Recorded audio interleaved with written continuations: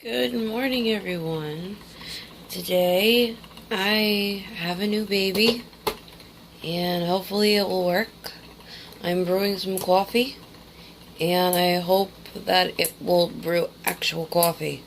I do have a Keurig, as you can tell in the back, but the thing is that I lost a little cup, and you know what? They wanted like $14 for a fucking little cup, when I got this, literally, for $14. I'm like, dude, I'm just gonna go with the little, you know,